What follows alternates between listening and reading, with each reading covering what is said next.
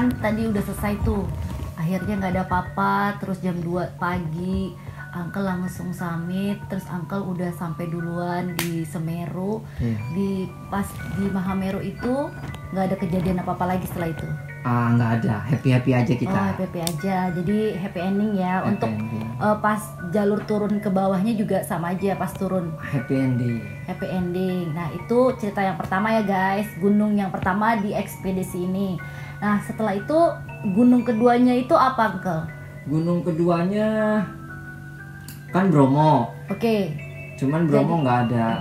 Bromo cuman nggak ada mistis katanya. Karena kita cuman kayak have fun aja ya. Iya have fun, take a picture, ambil memori, jalan-jalan, ngambil foto, pengen tahu Bromo aja dengan kita menyusuri dari Gunung Semeru ke Gunung Bromo. Itu deket ya? Deket itu kita nyampe Jemplang. Kalau ada perbatasan, kalau misalnya kita ke Bromo itu kita turun di Jemplang. Namanya Jemplang. Nah dari Jemplang itu kita turun ke bawah untuk melewati lautan pasir. Yang ada yang bilang sebutan itu Taman Teletubbiesnya. Ya kalau misalnya wisata tour itu pakai jeep pasti ke situ. Iya, pasti ke situ. Nah, karena Mami udah pernah ke Bromo. Jadi kalau misalnya habis dari Pasir Berbisik, itu pasti kita akan nemuin namanya Bukit Teletubbies. Tapi memang itu bagus banget sih, guys.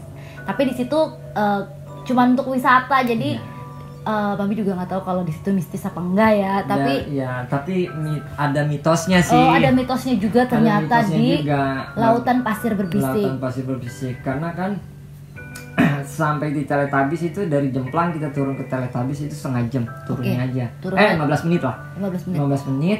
Nah, dari Teletubbies itu kita ngelewatin lautan pasir dan pasir berbisiknya itu dari jam 9 nyampe pura itu jam 2:30. Wow, guys, sampai itu nggak bisa masak loh karena kan panas banget guys. 6 jam guys. 6 jam lu jalan kaki panas banget, air pun ngirit-ngirit. Dan mitosnya itu kata orang Tengger bilang, itu ketika suku Tengger bilang ketika kamu melewati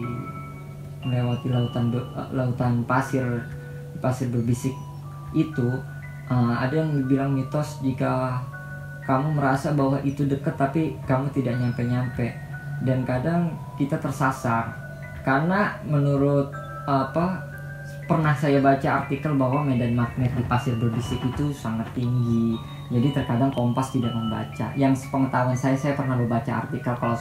Kalau saya salah ya mohon dikoreksi atau komen. Di komen aja ya kalau misalnya Uncle ini salah informasinya. Karena pendakian Uncle itu kan tahun 2005. Mungkin ada pengetahuan yang Uncle nggak tahu, ya mungkin pendaki-pendaki yang tahu yang sekarang lebih tahu dibandingkan Uncle. Gitu. Jadi gunung kedua happy ending juga guys, nggak ada spooky, nggak ada creepy. Nah lanjut ke perjalanan lagi ekspedisi gunung yang ketiga. Nah gunung yang ketiga itu apa gak? Yang ketiga Uncle itu Gunung Argopuro. Gunung Argopuro itu letaknya di sebelah mana Uncle? Kan kalau Semeru sama Bromo kan deketan tuh. Nah kalau Argopuro ya? Iya, kalau Argopuro itu jaraknya dari si Bromo ya ke Argopuro itu mesti berapa lama gitu? Apakah 1 hari? Apakah kan 1 jam? Apa 2 jam? Kalau misalnya kita kan dari Bromo nih, berarti kita keluar di Pasuruan. Keluar di Pasuruan.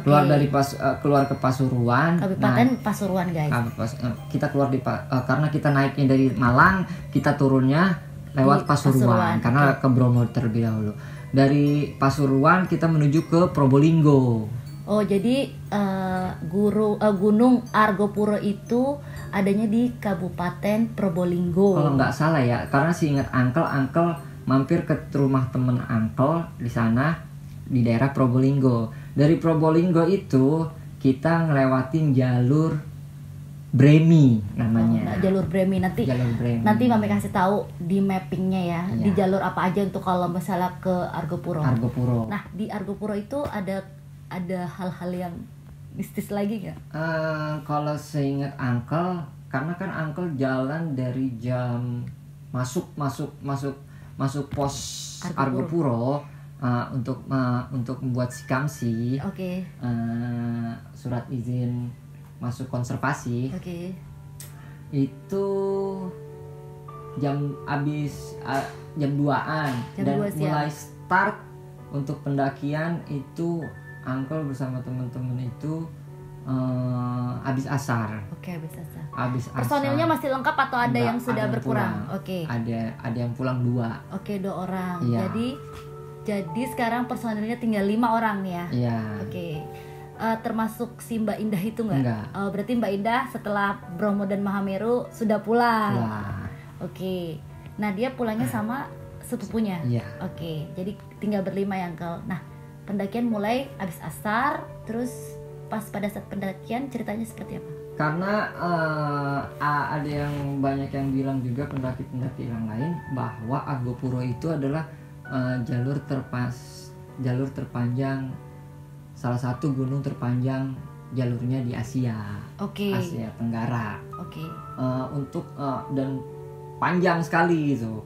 Jadi untuk ke pos 1 aja kita bisa 1 hari setengah. Wow. Ya. Terus start jam 3 itu Uncle nggak bisa nyampe pos 1. Oke, sebelum sampai pos 1 jadi harus ngecamp gitu. Iya, harus ngecamp. Itu kira-kira pas sampainya jam berapa tuh? Dan pada zamannya Uncle itu Uncle lupa antara pos 1 atau pos 2. Pokoknya pos 1. Pos 1 sudah selesai, pengen ke pos 2-nya itu udah Isya jam 8. Okay. Itu pun masuk hutan masih lebat dan jalanannya pun belum bagus. Jadi Uncle harus ngebuka jalan. Bukan ngebuka jalan tapi membabat rumput-rumput yang tinggi-tinggi lebat untuk membuka tenda. Itu di tengah perjalanan. Oke, di tengah tapi perjalanan. Untuk kalau masalah mistis Uncle nggak ngerasa, teman-teman pun nggak ngerasa. Cuman yang spooky-nya itu pas menuju puncak. Oke, menuju puncak.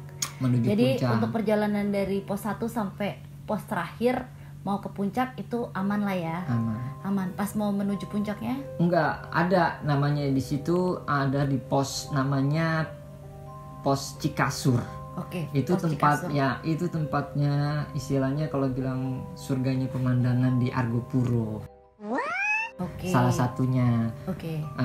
Dan di situ memang mistis. Kalau mungkin udah banyak apa vlogger atau YouTuber pendaki yang lain membahas tentang lapangan terbang Cikasur. Oke. Karena pada zaman dahulu kala Cikasur itu tempat lapangan terbangnya, landasan terbangnya pada zaman kolonial Belanda. Oke. Dan di situ pun jadi lapang gitu. Iya. Jadi tempatnya lapang kayak model railway gitu. Enggak, tetap kayak lapangan luas. Iya, jadi kayak model runway-nya si pesawat terbang. Iya. Cuman sekarang sudah banyak savana-savana gitu. Oh, gitu. Ya, tapi itu landasan biasa atau udah nggak ada. Udah nggak ada landasan, cuman lapangan luas. Seperti padang savana. Di situ indah memang, karena di situ kalau misalnya kita beruntung kita bisa melihat burung merak. Burung merak alami. Burung merak alami. Terus kadang kalau kita misalnya beruntung bisa melihat banteng Jawa. Jadi kayak mini savana lah ya. Mini savana. Kayak kalau ada tuh kita kalau mau ke Gunung Ijen itu ada juga tuh savana, namanya apa ya? Pokoknya ada savana. Nah itu mungkin modelnya seperti kayak gitu kali ya. Nah di situ itu pas itu malam-malamnya salah satu kru teman bercerita dengan banyak juga mitos bahwa jika misalnya kita niat buruk atau melakukan sesuatu yang nggak baik di situ pasti akan ada yang hadir. Entah itu musik gamelan, terus orang makhluk tertawa, bercengkrama, musik-musik tradisional zaman dahulu, gending-gending seperti Jawa, itu, gending-gending Jawa. Dan yang mitos yang lebih kuat lagi, mohon maaf nih guys, merinding cerita. Itu AA nggak berburu, barang kan mitosnya barang siapa yang berburu dan membawa binatang hidup yang ada di situ, pasti bakal mengalami kejadian hal-hal yang tidak terduga. Tapi setelah jadi tuh Uncle sebelum kesana tuh sudah banyak observasi, terus sudah tahu apa yang ada di sana, terus Uncle pokoknya ini nggak boleh, itu bener-bener ditaatin lah ya. Iya, sebenarnya kalau Uncle nggak observasi seperti itu, cuman Uncle tahu adab aja. Oke. Karena kita bertamu ke rumah orang dan niat dalam hati Uncle itu hanya untuk menikmati salah satu ciptaan Allah, menikmati pemandangan dan bertadabur dengan alam. Dan di situ Uncle nggak tahu kalau misalnya kita nggak boleh itu setelah Uncle turun, bahwa nggak boleh ini, nggak boleh itu. Jadi tahu informasinya setelah turun. Karena di Cikasur itu Uncle bukan berburu binatang, tapi berburu bulu-bulunya yang rontok. Gitu. Jadi di bulu apa nih? Bulu merak. Banyak burunya. Banyak. Jadi cuman kayak nyisirin ada bulu-bulu tapi Uncle ambilin ya. Iya, itu. Tapi sebenarnya harusnya itu nggak boleh. Nggak apa-apa. Nggak apa-apa. Kata orang situ pun nggak apa-apa. Terkecuali kita nangkep si meraknya. Nangkep si merak terus nyabutin. Itu nggak boleh. Oke. Kalau Uncle ngelihat, wah ada yang ini. Jadi Uncle ketemu nih si merak itu. Banyak. Pagi-pagi banyak. Jadi beruntung ya Uncle kesana dapat pada waktu itu tuh guys. Uncle juga dapat dokumentasinya. Ketika cuman nggak terlalu jelas karena kan zaman dulu tahu kan guys, fotografi zaman tahun 2005 belum ada kamera digital, masih pakai Asa 100 Fujifilm. Isinya 36. Ya, gitu guys. Nanti fotonya Mami share juga ya. Kita minta ke Uncle walaupun agak blur dikit. Kalau masih ada ya guys. Tapi kayaknya tetap aja kita mesti nggak ada ya. Nah terus guys, cerita selanjutnya berarti abis dari sisi Cikasur itu langsung summit ke? Enggak summit, itu masih jauh. Masih jauh. Jadi perjalanan pos keempat. Jadi perjalanan dari bawah ke atas itu makan berapa lama? 2 hari. Wah, naik ke summit 2 hari guys. Itu apa? Jadi kalau bolak-balik 4 hari. Tapi kalau untuk sekarang, yang pernah Uncle baca di sosmed, Gunung Argopuro itu sekarang udah ada tukang ojeknya loh. Udah ada tukang ojek. Enak, nggak capek guys. Jadi tinggal naik motor. Iya, satu orang 350.000 dari Pos Bremi. Dari Pos Bremi itu satu orang 350.000, 2-3 jam nyampe di Cikasur. Gitu. Harusnya nyampe Cikasur itu jam berapa? 2 hari. Ini sekarang udah mungkin penduduk lokal di sana udah banyak dan sudah mengetahui bahwa Argopuro itu bagus untuk dijadikan wisata. Salah satunya jadi wisata dan jadi juga lahan pemasukan buat warga lokal. Itu bagi pendaki yang mau. Kalau pendaki yang tidak mau dan ingin menikmati perjalanan untuk sampai ke Cikasur dengan berjalan kaki ya silahkan gitu. Terus dari Cikasur selanjutnya ke pos 4. Dari pos 4 itu Uncle nggak ngalamin. Cuman salah satu teman Uncle sedang masak. Seingat Uncle kalau nggak salah pokoknya seperti ada yang mantau. Terus akhirnya memunculkan diri, cuman tidak dianggap dengan teman Uncle. Misalnya ketika teman Uncle udah kayaknya ada yang datang deh, bilang seperti itu, kayaknya ada yang datang deh, ya udah yuk kita istirahat karena kan di situ kita berisik.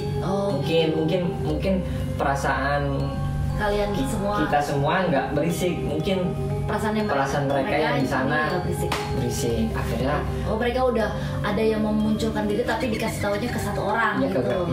Ke salah satu kru. Akhirnya temen Uncle itu bilang ya udah kita istirahat dulu, jangan banyak bicara. Istirahat selesai.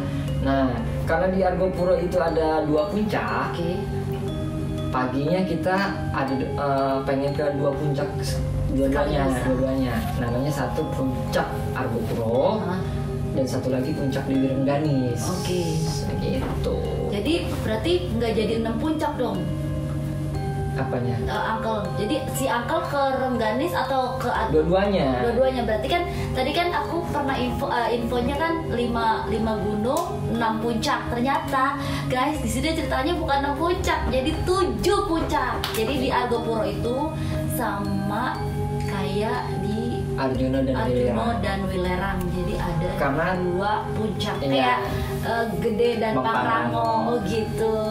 Oke. Iya, karena ada yang bilang juga pendaki bahwa gunung tertinggi puncak tertinggi Jawa di Argopuro itu sebenarnya puncak Argopuro, tapi ada yang bilang juga puncak tertinggi itu puncak Dewi Rengganis. Jadi ada perdebatan antara kedua itu. Jadi karena kita mengetahui ada perdebatan kedua itu, kita dua-duanya kita samit. Gitu. Oke. Tapi antara Rengganis sama Dewi siapa tadi? Puncak Rengganis. Oke. Puncak Rengganis sama si Argopuro tinggian mana? Hanya beda beberapa mdpl. Tapi karena, tinggian mana? Kurang tahu juga ya, karena kan ada perdebatan di situ. Kalau menurut gitu. Tapi kalau misalnya yang Angkel udah jalanin itu jauhan mana antara si Dewi Rengganis itu sama Argopuro? Menurut AA sih masih tinggian puncak Argopuro. Oh gitu. Oke. Jadi menurut Angkel ini katanya yang lebih tinggi itu Argopuro daripada Dewi Rengganis. Nah kalau kalian ada yang bisa bilang atau ada yang punya pendapat lebih tinggi Dewi Rengganis, jangan lupa di komen ya. Terus setelah itu sudah sampai summit nih ceritanya. Udah akhirnya kita turun. Nah setelah turun kita langsung kita ke tempat camp itu. Oke, pos keberapa tuh? Tempat itu pos terakhir untuk ke summit. Oke, jadi ada pos terakhir itu ada namanya apa nanti? Iya pos. Aku kasih tahu di apa sih namanya? Di mapnya ya. Nanti ada mapnya. Jadi tuh posnya pos apa gitu kan? Oke.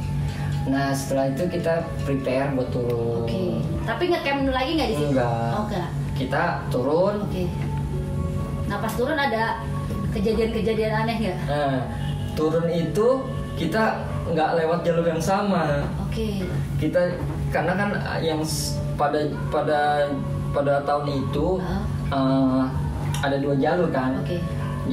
Jalur Bremi dan jalur Baderan. Oke. Karena Angkel naiknya lewat Bremi, Angkel mau tahu turunnya lewat jalur Baderan. Oke. Nah, akhirnya Angkel turun lewat jalur Baderan. Berlima tuh ya? Iya berlima. Terus ada kejadian Nah, karena Angkel pengen tahu ada di situ Danau Taman Hidup namanya. Oke, Danau Taman Hidup. Danau Taman Hidup. Karena dari turun itu Angkel 2 malam juga. Oke. Dari pos terakhir pengen ke summit. Nah, itu Angkel turun. Nah, turun itu Angkel ngecamp semalam. Setelah Angkel ngecamp semalam, di situ nggak ada apa-apa sih. Oke, tempatnya nama posnya apa? Angkel lupa. Pokoknya di trekking itulah ya, di jalan trek itu. Iya, jalan trek itu. Nah, setelah paginya esok harinya, Angkel lanjut lagi. Angkel ngecamp di Danau Taman Hidup. Oke. Danaunya bagus. Danaunya bagus. Oh, bagus banget. Cuman mistosnya juga sangat bagus. Dan spooky and creepy. Oh, terus cerita seremnya gimana? Nah, ketika nyampe di situ, guys, Angkel perjalanannya sekarang ini udah gunung yang ketiga. Gunung yang ketiga itu di Gunung Argopuro yang punya 2 puncak. Akhirnya summit. Setelah summit, sekarang Angkel perjalanan pulang atau turun dari Gunung Argopuro itu lewat jalur Baderan karena si Angkel ini kepengen tahu telaga Danau Taman Hidup. Nah, karena ada banyak pendaki yang bilang jika kamu naik Argopuro itu belum naik Argopuro kalau belum ke Danau Taman Hidup. Gitu guys. Gitu. Akhirnya sampailah Angkel dan teman-teman itu di Danau Taman Hidup. Seingat Angkel cuman Angkel doang atau ada tim pendaki lain gitu.